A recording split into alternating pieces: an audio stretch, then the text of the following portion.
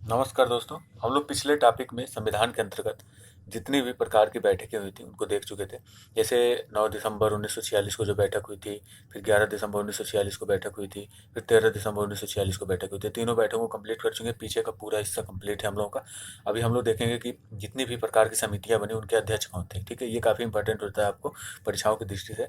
तो आप देखेंगे कि संचालन समिति, तो संचालन समिति जो है इसके जो अध्यक्ष थे डॉक्टर राजेंद्र प्रसाद। ठीक है, उसके बाद संघ शक्ति समिति और संघ संविधान समिति, ये दोनों संघ, जहाँ पे संघ लिखा हुआ आ जाए, ठीक है, इसके जो अध्यक्ष हो जाएंगे वो हो जाएंगे जवाहरलाल नेहरू। ठीक है, कौन? जवाहरलाल नेहरू।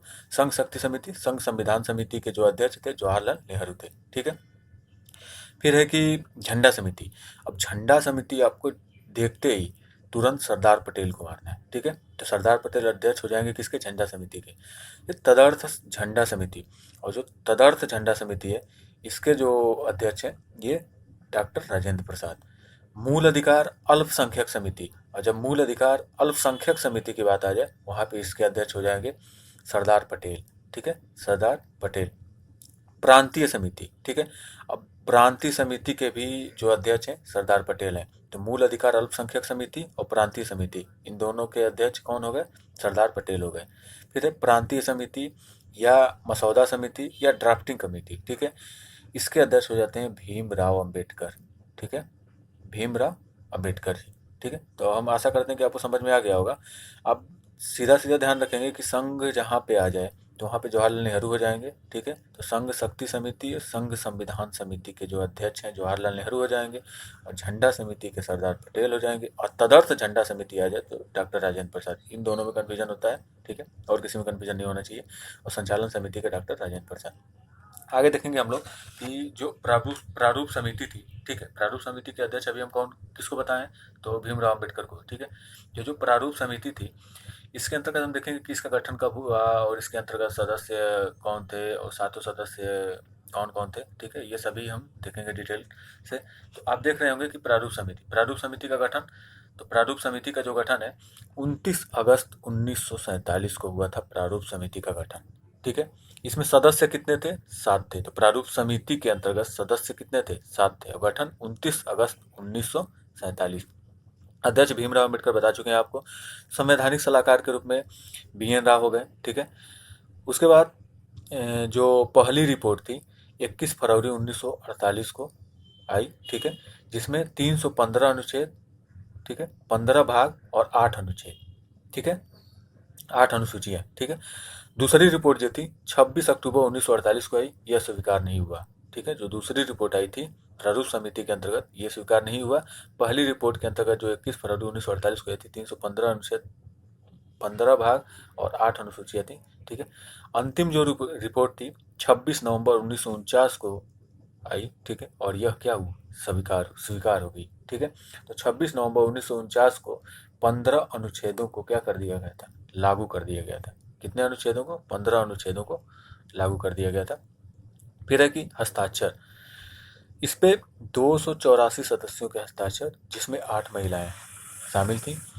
फिर है कि संविधान लागू कब हुआ? तो जो भारत देश का संविधान था यह लागू हुआ आपका 26 जनवरी 1950 को। ठीक है, 26 जनवरी 1950 को संविधान लागू हुआ, क्योंकि 26 जनवरी 1929 में और 26 जनवरी 1929 और 30 को लाहौर अधिवेशन में पूर्ण स्वराज की मांग की गई थी। ये काफ़ी इंपॉर्टेंट हो गई आपके द्वारा, और यह जवाहरलाल नेहरू के द्वारा मांग की गई थी। तो क्या 26 जनवरी 1929 को ही लाहौर अधिवेशन में पूर्ण स्वराज की मांग की गई थी? किसके द्वारा? जवाहरलाल नेहरू के द्वारा। किसके द्वारा? जवाहरलाल नेहरू के द्वारा।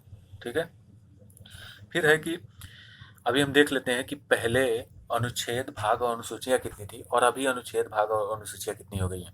तो पहले जो अनुच्छेद थे टोटल 395 अनुच्छेद थे, 22 भाग थी और 8 अनुसूचियां थी। ठीक है, लेकिन अभी जो है 4 अनुसूचियां और बढ़ के 12 अनुसूचियां हो गई हैं, और जो भाग है ये कितने हो गए हैं? 25 भाग हो गए हैं। ठीक है, और जो अनुच्छेद हैं ये हो तो गए हैं 470 के आसपास, लेकिन आपको वहाँ पे 395 लगाना पड़ता है। ठीक है, 395, 25 भाग और 12 अनुसूचियाँ। अगर 470 मिले तो 470 अनुच्छेद, 25 भाग और 12 अनुसूचियाँ वर्तमान में है। ठीक है, कब? वर्तमान में है। और पहले कितनी थी? 395 अनुच्छेद, 22 भाग और 8 अनुसूचियाँ। ठीक है। अब प्रारूप समिति के जो 7 सदस्य हम देखे हैं, ठीक है, प्रारूप समिति के कितने सदस्य? तो 7 सदस्य थे। अब इन 7 सदस्यों को जान लेते हैं, क्या पता यहाँ से भी प्रश्न बन जाए। तो देखिए, भीमराव अंबेडकर, ठीक है, और भीमराव अंबेडकर इसके क्या थे? अध्यक्ष थे। पीछे हम बता चुके हैं आपको। तो भीमराव अंबेडकर क्या हो गए? अध्यक्ष हो गए। देखिए, के एम मुंशी क्या हो गए आपके? ये कन्हैया लाल मणिकलाल मुंशी इनका पूरा नाम है। तीसरे अध्यक्ष जो थे, ये थे गोपाल स्वामी आयंगर। चौथे कृष्णा स्वामी अय्यर। पांचवें डीपी खेतान, ठीक है, देवी प्रसाद खेतान इसका पूरा नाम है। और इनकी मृत्यु हो गई थी, तो इनके जगह पे जो टीटी कृष्णाचार्य थे, ठीक है। मोहम्मद सादुल्ला थे, ठीक है, मोहम्मद सादुल्ला। और 7वें अध्यक्ष के रूप में थे आपके बीएल मिश्रा, ठीक है। ये न्यायपति माधवराव या एन माधवराव, ठीक है, ये थे बीएल मिश्रा।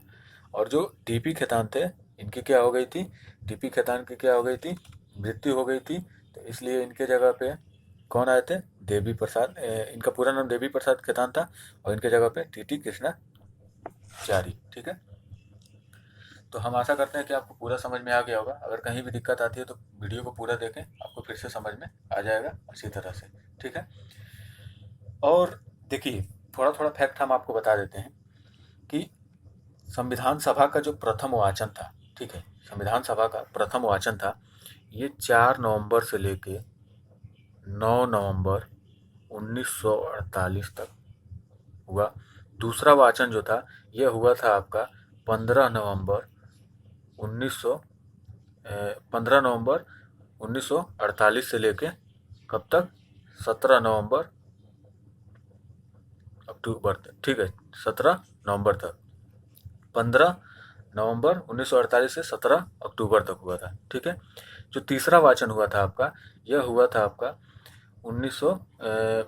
14 नवंबर 1949 से 26 नवंबर 1949, ठीक है। ये 3 वाचन हुए थे, ठीक है। और 26 नवंबर 1949 को संविधान सभा द्वारा संविधान को पारित कर दिया गया था, ठीक है। ये पीछे हम बता चुके हैं आपको। तो धन्यवाद दोस्तों, और चैनल को सब्सक्राइब कर लें, वीडियो को लाइक और शेयर जरूर किया करें। बहुत बहुत धन्यवाद दोस्तों।